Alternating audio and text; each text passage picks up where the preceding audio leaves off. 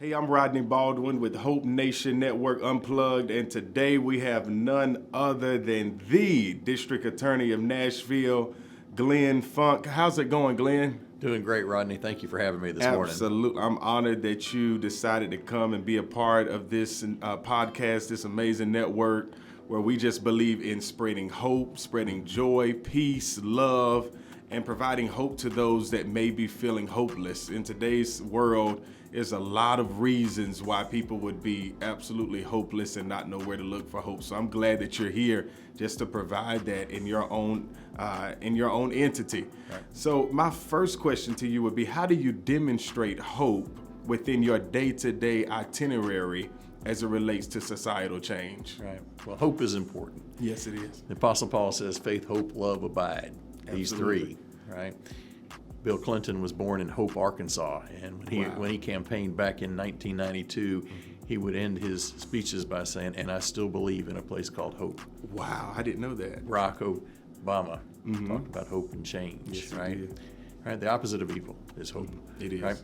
So it is important, right? I believe that we are called to be ambassadors for Christ. Absolutely. That we are called to be ambassadors for reconciliation. That's Absolutely. a quote from Corinthians. And I really believe that what we have to do in all of our lives is work toward reconciliation. I agree. My job as district attorney, while we prosecute cases, we also decide which cases to dismiss. Wow. We decide which cases need the support of probation and which cases don't even need any probation at all, right? Can we intervene sometimes and not even have folks get booked and processed? So because there are collateral consequences to being booked and processed. It is. So it's a very important job. My background is that when I got out of law school, my very first job was working as a public defender under A.C. Wharton in Memphis. Wow. I then became an assistant district attorney here. Then I was a defense attorney for 25 years before becoming district attorney in 2014. I'm the only district attorney in the history of Nashville who has ever served as a public defender. Wow. And it's important to be able to have represented indigent folks Absolutely. who are charged with a crime, because oftentimes when you're a public defender, you are the only source of hope for that person and for their family. Absolutely. Right? And then when you're a criminal defense attorney, right, which I was for 25 years, sometimes you are that lifeline for that person and for that family to give them hope that they will be able to get through this. Absolutely. Right? Maybe even avoid incarceration and be able to get back and be a productive member of society and be a person that can fully participate in the life of their family. As a district attorney, I don't represent just one person at a time. I'm supposed to represent everybody, the victim, and the defendant, right? Society as a whole. Exactly. Because the job of a district attorney is to keep the community safe. Well, a lot of times the way to keep a community safe is to provide supports to folks who might have broken a rule, so that they will be better able to never have to break that rule again in the future. Sure, Or exactly. accidentally break the rule, but decide to break a rule. Right. And so you got to give those supports. How do I provide hope? What do I lean into? Well, one of the main things that I knew as a public defender and as a defense attorney was that oftentimes we were trying to over-incarcerate our way out of problems. Sometimes Wow. we would take an issue that wasn't even a public safety issue and prosecute people and incarcerate them. Take marijuana, for example. Let's talk about it. That's a law that's on the books that does nothing for public safety and does very little for public health. Not only that, there was a tremendous disparity historically on who was being prosecuted for that offense. Right? When I took office in 2014, we had been incarcerating people at a level of between 5,000 and 6,000 inmate days a year just for possession of marijuana. Just for marijuana.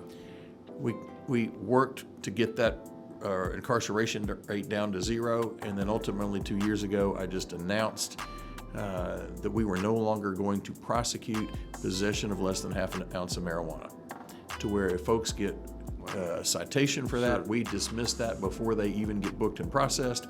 If they were actually taken downtown and arrested for possession of less than half an ounce of marijuana, the next day the case just gets dismissed. And how has that changed? How has that shown effect thus far? Well, it has not been a detriment to public safety. Sure, right. It has eliminated the racial disparity, and more importantly, those hundreds of folks every year that would end up with a narcotics record just for having a joint in their ashtray no longer have that barrier for their employment or for their housing. Amazing. Yeah, we've been working really hard to decrease our jail population, to end mass incarceration by using common sense solutions like that. Common sense solutions. When I took office, we had 3,100 people every night in our jail. 3,100. 3,100 Nashvillians were in jail every single night that were occupants of our jail. Sheriff Darren Hall would have to house them, right, incarcerate them. By trying to find common sense solutions, we've reduced the jail population from 3,100 every night to 1,510, over a 50% reduction in our jail, which means we save $50 million in incarceration costs. But more importantly, that's 1,600 people every night that are home with their families, and tomorrow they're going to get up and go to work. Absolutely. Right, and they have that hope that tomorrow's going to be an even better day than today. Exactly. So it's about that. That is absolutely amazing, because it's giving hope, and it's proven. It's proven. It's lasting. We believe that we're a place where lasting hope resides, which is the whole premise of this show. Right. And that is lasting hope, to know that you have people that believe in you, and that you're not going and being incarcerated for, I don't know if you would call it a petty crime. You can. Well, I can call it a petty crime. Right? Driving on a revoked license, a crime of poverty, right? Who has their license revoked? It's somebody who maybe got a speeding ticket, didn't pay the speeding ticket on time. That means the $75 ticket now is $500 in court costs. Absolutely. Who can pay that? Then they have a $200 reinstatement fee. All of a sudden, your license is revoked, you can't get it, then you get charged with driving on a revoked license, they put you in jail. It's bad. In 2013, before I took office, we had 18,000 inmate days in jail every year, just for when the only crime was driving on a revoked license. Are you serious? 18,000. The only crime. That was the driving only crime, on a revoked license. Now what we do, right, and when we've got that down to about 50, right? And because we still prosecute that if you were on probation for DUI at the time, right? Other than that, if you get a citation for driving on a revoked license, when you show up for court, we pull the citation to where you don't even have to get booked and processed on it. So you don't have jail time, you don't have a criminal record, you don't even have an arrest record. And what else do we do? I work with Sheriff Hall, and when you show up for court, we pull the charge, dismiss it on the spot before you even get booked. And then we work with Sheriff Hall to help that individual know exactly what they have to do to get their driver's license reinstated. And then the sheriff's office keeps track of this. They've confirmed over a 25% rate of actually having folks get their driver's licenses reinstated within the next 60 days. Wow. So, you meet folks where that helps us get that incarceration rate down. It does. That also helps folks get their driver's license, where it's going to be able to help them drive to work or go to the grocery store, take their kids to the doctor. We got to make sure that as a system, we are trying to not only provide hope, but bring the community together. Exactly. In too many places, the criminal justice system tears a community apart. Us against them, rich versus poor, black versus white, right? But my background and experience, public defender, assistant DA, private attorney, district attorney, I believe if we do this right, do it right, then the justice system can bring the community together instead of driving it apart. I believe it can, and I believe that with the work that you've done thus far, it has done that for the Nashville community, and hopefully it is being a pillar for other communities. You would know that more than myself, but to speak to that, Well, has it been, sure. have you all been a roadmap for other communities? Sure. We have a restorative justice program that Judge Calloway and I worked on. Love her. With Dawn Diener, who was then the public defender, and now Martisa Johnson, who's also a fantastic public defender for our city. We also worked with the police department on that. And So we have a restorative justice program going on in the juvenile courts right now where cases don't actually go to court. When the victim approves, right, the person who was harmed, and the person who caused the harm approves, then the case gets taken out of the court system altogether. Okay. And the person who caused the harm is challenged to do 4 things. They have to make the victim whole, right? How were you hurt? What do you need? Make the victim whole. They have to then work to make the community whole, their families whole, and themselves whole. We have a fantastic nonprofit, a community-based organization called the REFI Institute. We have Tennessee Voices for Victims, also a nonprofit who works with the victims. The idea is you go through about a 6-month program where you address all of those issues, and you end up in a meeting where both the person harmed and the person who caused the harm can talk about it, so that the person who caused the harm can understand, you took my car, you drove it around for 2 days and you wrecked it. Because I lost my car, I lost my job. Because I lost my job, me and my kids had to move into my mother-in-law's basement, right? Well, I didn't think about that. All I was thinking about was I just wanted to have some fun with my friends, right? Well, let's make some restitution. Let's do some things in concrete steps. But it also helps that person, instead of having them start to think of themselves as a criminal, right? Or think of themselves as somebody who has to go to court, they are better connected to the community.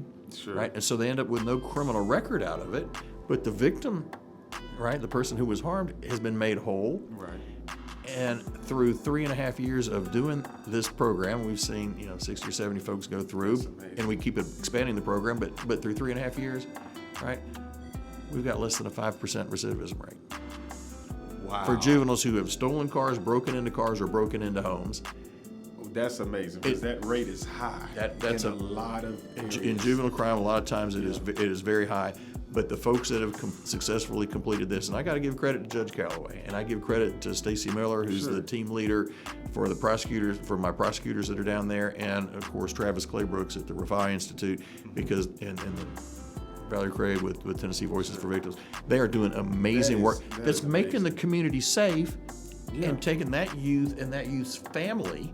Right? And then, these are kids 15, 16, 17. They're going to have kids of their own within a few years. It's going to matter that for their kids, their dad wasn't convicted.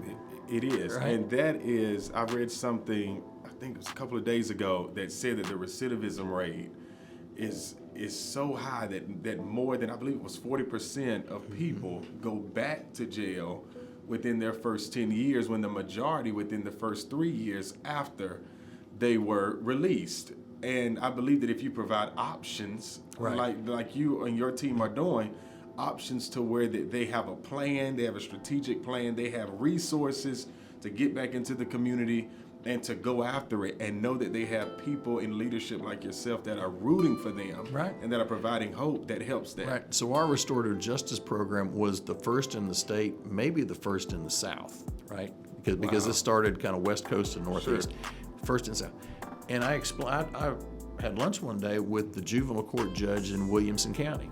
Okay. And I told her about this program, and she said, well, that would never fly, right? Williamson County, right? The most Republican, conservative district in the state.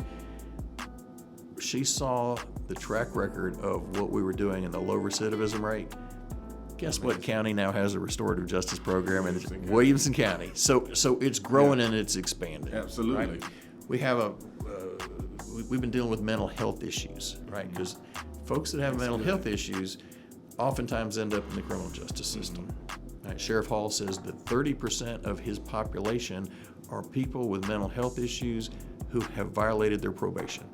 Makes sense. If somebody has a mental health issue that they can't obey the rules of society, if they go to court and now they have to obey the rules of society plus the rules of probation, how can we expect them to succeed? Exactly. And they end up in the jail? Well, that's a problem, and we need to address those issues. I agree. Right? Going back to hope again, give them the support that they need. So we started out about 8 years ago where Judge Melissa Blackburn started running a mental health court that I staff, the public defender staffs, to try to make sure that folks have the support while they're on probation to not violate probation. Right. But there's a lot of folks that don't necessarily need that level of micromanagement of their lives. And so when the sheriff built the new jail downtown, he also carved out space and built right next to the jail a hospital, a behavioral care center designed specifically to treat folks that have mental health issues. That's good. And so now what happens is if you are arrested, right, and when we have, a man showed up at the American Airlines counter butt naked at the airport, right? Sure. That's not somebody that's really committing a crime. Exactly. He's obviously having some sort of crisis, right? There's somebody who climbed an interstate sign over top of Interstate 265 and snarled traffic. Well, he was in crisis. So what do we do with those folks? Yeah. Right? Well, now what happens is if you are in jail, a district attorney arrives at the jail every morning at 6:30. If it's a mental health case and the facts are such that the behavioral care center is the proper program for you going forward, right, then we divert that case straight to the behavioral care center, to the mental health professionals. Now, it's not for the people that do things like the Waffle House shooter who went out and did a mass shooting, right? Sure. It's not for those folks, right? But it's for folks with appropriate issues present with an arrest that maybe we can make the community safer and be a better use of resources. And so she screens that. If there's a mental health issue and it's an appropriate fact pattern, the mental health co-op, under contract with the sheriff, reviews them. Public defender then meets with them. Would you rather go to court and have this proceed through the court, or would you rather go to the behavioral care center? Most of the folks choose going to the behavioral care center. They go in there. It's anywhere from about 2 or 3 days up to 30 days. The average length of stay is 8 days. Okay. And after those 8 days, they have gotten a fresh diagnosis. They've stabilized on their meds. A social worker has found them a place to stay so they're not just released to the streets. They leave with 30 days of meds in their pocket and a 30, 60, and 90-day comeback date for checkup and support from the mental health co-op. Wow. And when they leave, their case is dismissed and expunged. Instead so they don't of come just out being incarcerated. Right. That's Instead amazing. of just incarceration, I'm done with it. sometimes it's even a lower level felony might be incarcerated. But there's a lot of times when providing that level of support is what not only helps the person not reoffend, but it's also what's best in the short term for everyone that touches the justice system. Sure. Now, just to follow up on that, how do you decipher between a crisis, someone with a crisis or a mental health issue, and someone that may be making an actual crime? Is it based off of record, previous? I've heard Dr. Phil say you can tell what someone will do tomorrow based off of what they did yesterday. Sometimes that's true, but I believe in change and reconciliation and that people can evolve. Right. But how do you decipher between mental health, crisis, or crime? Okay. Well, I'll give you a great example. Okay. This is one of the first cases that went through the behavioral care center. Young woman, first in her family to go to college, had been to first semester college in Jackson, Tennessee. Came home at Thanksgiving of the year 2020, and exams were online because of COVID. When she got home, she did not get along with her mother's boyfriend. They got into an argument, Sure. right? And she ran into the kitchen and grabbed a kitchen knife, chased him around the apartment. He ran outside. She chased him outside with a kitchen knife. Somebody called the police. She was arrested for aggravated assault, plus evading arrest, resisting arrest. So she would, in any other city in America other than Nashville, right? She would have been incarcerated, charged with this. She was charged with it. Carries 3 to 15 years in prison, probably anywhere from 30 days in jail to 6 months before she could finish the case. Felony conviction, out on probation, followed by a probation violation, reincarceration, reinstatement of probation, violation of probation, back a cycle that went through. But instead, the assistant district attorney called the officers. Did you think she was in crisis? Yeah, we thought she was. Called the mother's boyfriend. Would you rather have her get mental health treatment, or would you rather have her go through the criminal justice system? Sure. I'd much rather have her get mental health treatment. Right. Mental health counselors looked at her. Yes, she's got a diagnosable illness, and we can provide help for her. Public defender talked to her, Yeah, she was all in favor of that. 8 days later, she was stable on her medicine. She was released. The case was dismissed. She had a 30, 60, 90 comeback day for the mental health co-op version in Jackson, Tennessee. And in the meantime, they had found housing for her. And now here we are at the end of February 2022, and she's in her 4th semester of college, and she's not a convicted felon. How great is that? Yet she would have been in most states. Anywhere else in the country. I hosted a group of prosecutors from big cities around the country in July, and they heard that story, and they took the tour of our behavioral care center. Darcy Clark, the district attorney in the Bronx, said, "We're building a new jail right now. We need to build a model like this." Yes. Right. Jean Peters Baker in Kansas City, she said, we're building a jail too. I love it. Right? If we got to refurbish our jail, why don't we do this and address folks? So it's not just in Nashville. We're tracking the stats. We're only 16 months into this, right? Right. But even for this population, according to Sheriff Hall, 2% recidivism rate. 2%. That's amazing. For this population. That's now we're only amazing. 16 months. We'll see where we are, in That's a another good start. year. But if we can keep anywhere close to those numbers, Sure. that's dramatic. That's providing hope for these individuals, for their families, and making sure that no future people get victimized. So much. Right? So it is dramatic, and that drives down our jail population, It which is. means we have more money saved, which means we have more money to put into programs like this. And I believe it's giving them what they need. That's right. I believe that, as a man thinketh, so is he. But I also believe that a lot of people do things that's not the core necessarily of who they are. It may be a manifestation of something else, a childhood trauma or something that hasn't been dealt with that has caused that mental issue, and now you do not know where to take out that whatever that trauma is. So you're finding you may run into a trigger. Who knows if her father was in her life or what she witnessed as a child. And you do not know why people respond the way they respond. But I love that because it's giving hope, because it's dealing with the core or the root of the issue and not just saying, well, this is your cell number, blah, blah, blah. I'm done with it. Move on to the next person. Harm is so often transitory, right? I've been harmed by somebody else, and so I then harm other people, right? The harm flows through me. We have to stop that, right? We have to, by providing support, counseling, treatment if necessary, right? We have to stop that harm, have real healing there, and then what's transitory? Healing and hope. That's exactly. right. Healing and hope. Right. We have to just as we can spiral down, we can spiral back up. We sure can. You may have to build a bigger building, because I believe that may be a lot of why people do what they do in low income areas. You're seeing things, and oftentimes it's hard to not become a product of what you see. Right. I personally was raised in the projects. My mom decided to move to Charlotte. I'm from Lumberton, North Carolina, which is one of the poorest and crime cities in, I think it said in America, Lumberton, North Carolina, right outside of Fayetteville. And we moved to Charlotte, and my vision began to get bigger because I saw bigger.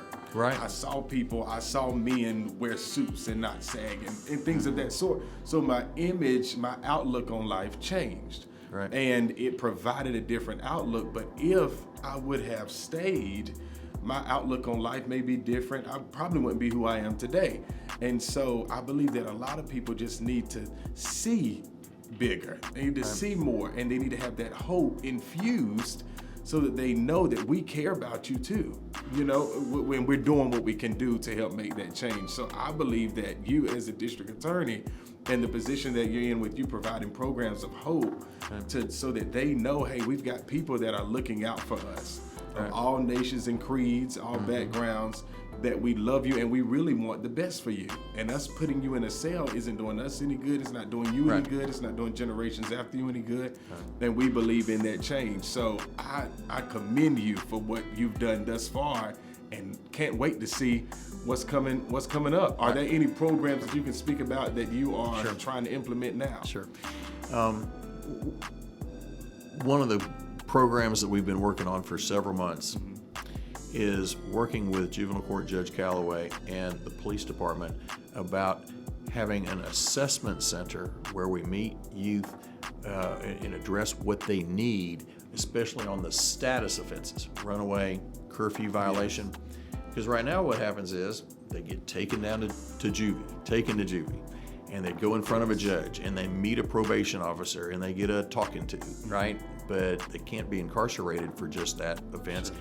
But what have we done to that person? They now know that they're the kind of person that has to go to court, right? They've been taken to juvie. They've had to go in front of a judge. And what do they start thinking about their position with regards to our community, right? They don't see themselves as part of the community. They see themselves as separate from the community. Right. And so what Judge Calloway and I are working on is, instead of taking them to juvenile, let's take them to an assessment center, maybe at the Family Safety Center, right? Maybe as they build the new juvenile court facility, we build another kind of off-campus facility that doesn't even look like a courthouse, might look like a house. Right. And the idea is, and we've looked at different models from around the country, but it would probably be somebody from the juvenile court staff underneath, in her department, but not dressed in a robe or acting like a probation officer, that meets with the family, right? Yeah. And says, okay, well, you're in runaway status, they found you, they brought you here to this assessment center. What's going on with you? And mom and dad, what's going on here between y'all and your child? What supports do we need? Okay, you live out in Bellevue? Well, you know what? We've got a great nonprofit that provides these services out in Bellevue. Oh, you live in Antioch? Well, we've got great nonprofits there. Sure. We are blessed. Nashville's blessed with tremendous nonprofits. Hundreds of nonprofits that are actually having folks roll up their sleeves and get to work addressing issues and helping folks, right? Absolutely. So let's let this serve as a clearinghouse where the nonprofits can help folks address these issues, where, meet folks where they are, because then meeting people where they are. That's right. Then, these folks don't see themselves as the kind of young people who have to go to court. Right. It's putting that image. Let's do that. We had there's a terrible case. I can't talk in depth about it, but where a young man who was a Division I basketball prospect shot and killed another young man who was a Division I football prospect. Wow. Juniors in high school. Wow. So two lives, one life is gone, another life is potentially ruined. Right. Turns out that the young man who did the shooting had been a runaway 6 different times. Wow. Think if instead of not having the tools, right? We just don't have the tools, right? We don't have the tools. And so the only tool we had was, okay, you run away, we're going to take you to court, judge is going to, try to give you a good, a good counseling session, but that's really all she had. What if instead we'd had this assessment center in place, and after the first or second time, what's going on? What can we do to support you and your family? It's not a guarantee that this act of violence would not have happened. Sure. But boy, there's a lot better chance that it would have never happened, and both of these lives would have been changed. It sure is. Completely. And those assessment centers, it's needed. It's very needed. And we've seen some great success in a number of other cities. So I'm hopeful that we can complete that success. We're also working for folks who are incompetent, not folks that have a mental health issue, but folks have competency issues, cognitive delays, or maybe they had a traffic accident with a brain injury, and now they've got certain issues. Well, what do we do if that person commits a crime, right? We can't just incarcerate them for a couple of days and then send them back out to the streets, right? We've got to see what we can do as a justice system to try to work to give them the counseling. Maybe they need more than just treatment. Maybe they need long-term housing. Let's see what we can do to try to make sure that person can be safe for themselves and safe to not commit any acts of vandalism or assault, causing other victims in the future. So if we can get behind that, then all of a sudden we made a significant difference with public safety, and we've reduced our jail population. It's significant, and I believe it changes the trajectory of their lives. Right. By giving that hope. It sounds like everything you do is almost centered around giving someone, like you said, reconciliation, a second chance, third chance. When we look at it, as we look at God looks at us, He gives us a chance every day. Right.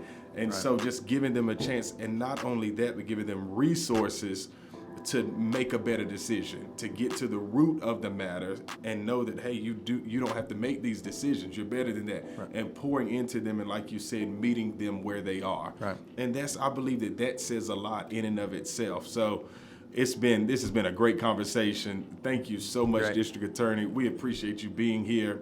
And our hope is that this has given you hope in some form or some facet of your life to know that there are people here that are putting things in position, in place to change the trajectory of not only our lives, but generations after us, and so forth and so on. So thank you for tuning in to this edition of Hope Nation Network Unplugged with District Attorney Glenn Funk. Thank you so much, sir. Good to be It's here. been a pleasure. All right. Thank you. Build your hopes on things eternal and hold to God's unchanging hand.